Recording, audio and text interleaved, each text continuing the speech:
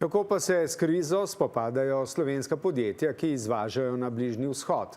Sklenjene posle izvajajo brez večjih težav, vprašanje pa je, kaj bo v prihodnje. Ali bodo še lahko resno računali na ta sicer bogat trg? Jaka Vran. Družba Duol, ki se ukvarja z izdelavo napihljivih in montažnih hal, ima na Bližnjem vzhodu trenutno odprtih 10 projektov. Konkretno 2 v Saudovi Arabiji, ostale pa v Bahrajnu, v Omanu in v Katarju.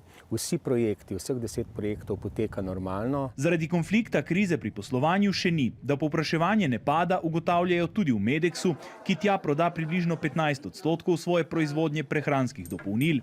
Je pa pot izdelkov do končnih kupcev postala precej dražja. Predvsem glede transporta, da so transportni stroški bistveno višji, časi daljši. V tem trenutku v zadnjih 14 dneh cena voznine narasla za več kot 30%, kar bom zdaj povedal pri enem od projektov, ki jih ima ta trenutek Duol, in pri 100 kontejnerjih to zna znesti več kot 200 000 evrov dodatnih stroškov.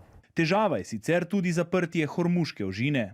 In države, kot je recimo Katar, ki ne morejo priti ladje preko Hormuza, grejo sedaj recimo v Džedo, ki je na drugi strani arabskega polotoka, pa potem z kamioni naprej po celini. Srečo imamo, pravita sogovornika, da v zalivske države izvažajo predvsem podjetja, katerih produkti imajo visoko dodano vrednost, zato lahko višje stroške prevoza prelijejo v višjo ceno za kupce.